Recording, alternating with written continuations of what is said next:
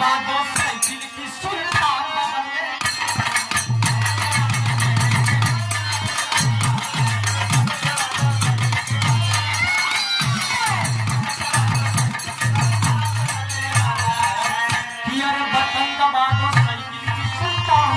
बदले वाला है